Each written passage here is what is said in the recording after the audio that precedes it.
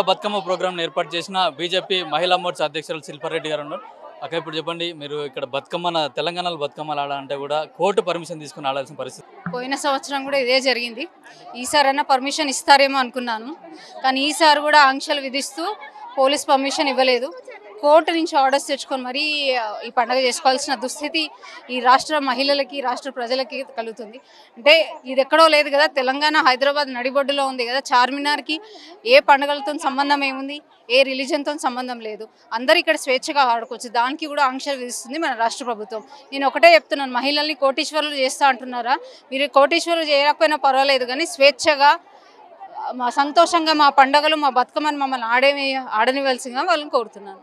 ఇప్పుడు మహిళలను అభివృద్ధిలోకి తీసుకొస్తామని మహిళా ఓట్లతోటి గెలిచిన కాంగ్రెస్ ఇప్పుడు మహిళలు పెద్ద పండుగన దీనిపైన ఆంక్షలు విధిస్తుంది. దీన్ని ఎట్లా చూస్తారు?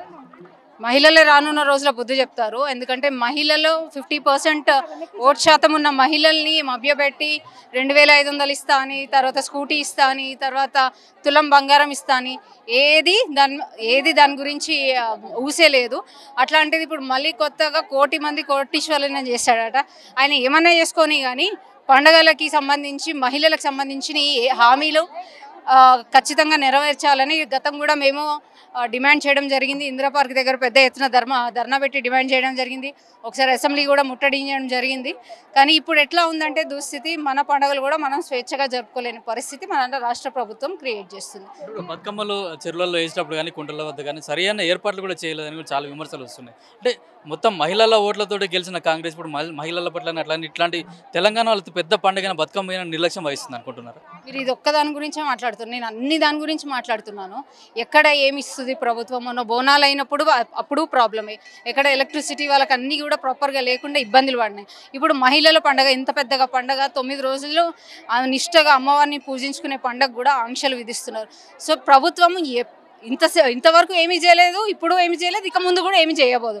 సో ప్రజలు, మహిళలకి ఒక పెద్ద గుణపాఠము ఈ ప్రభుత్వం నుంచి వచ్చింది. రానున్న రోజుల్లో వాళ్ళు నమ్మే పరిస్థితి లేదు.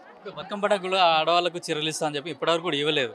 దాన్ని కూడా ఇంద్రమ్మ చీరలని ఇస్తున్నారు. అసలు ఇంద్రమ్మకు దీనికి ఏమైనా సంబంధం ఉందా? పోయినసారి కూడా వాళ్ళు అట్లనే చేసిర్రు, బతుకమ్మ చీరలు అని చెప్పిండ్రు. హ్యాండ్లూమ్ చేనేత వాళ్ళని ప్రమోట్ చేస్తూ చేనేతల చీరలు ఇస్తాము అని చెప్పిండ్రు. ఎక్కడి నుంచో సూరత్ నుంచి నాసి రకం చీరలు తీసుకొచ్చి ఇస్తే దానికి ప్రజలు కూడా గుణపాఠం చెప్పిండు, తగలబెట్టి మరి మహిళలకు గుణపాఠం చెప్పారు. ఇప్పుడు కూడా మహిళా శక్తి చీరలు అంట. ఇంద్రమ్మకి తెలంగాణకి ఏం సంబంధం? ఇందిరాగాంధీకి బతుకమ్మకి ఏం సంబంధం? అసలు ఆమెకు బతుకమ్మ గురించి తెలుసా? అసలు అవమానించడం కాకపోతే తెలంగాణ పండుగకి ఇందిరా చీరలని ఎట్లా పెడతారు? నువ్వు ఇవ్వాలనుకుంటే గౌరవంగా ఆడపడుచులకు చీరలు అని చెప్పేసి ఇవ్వండి, ఆడబిడ్డల చీరలని చెప్పారు. తెలంగాణ ఆడపడుచుల చీరలని ఇవ్వండి, కానీ తెలంగాణ ఇంద్రమ్మ చీరలని మీకు ఇచ్చే హక్కు లేదు. ఆవిడకి ఆ పేరు పెట్టే హక్కు అంతకంటే లేదు. అంటే కేవలం హైకమాండ్ను సంతృప్తి చేయడానికి ఇట్లా ఇంద్రమ్మ పేరు పెడుతున్నారు. డెఫినెట్గా హైకమాండ్ని సంతృప్తి చేయడానికి, ప్రజలని మబ్బ పెట్టడానికి. అవి వచ్చేది లేదు, చచ్చేది లేదు. ఇప్పుడు ఏదైతే 6 హామీల తర్వాత ఇది 7వ హామీ అనుకోండి మహిళలకి. ఇక రానున్న రోజులు ఆయన ఇస్తూ పోతుంటాడు. మా ప్రజలు కూడా ఏమి నమ్మే పరిస్థితుల్లో లేదు. కాబట్టి దీన్ని పెద్దగా ఎవరు కూడా అడగడం కూడా లేదు. మీరు చూస్తున్నట్టయితే చీరలా అని మళ్ళీ నవ్వే పరిస్థితి తీసుకొచ్చారు మన రాష్ట్రంలో.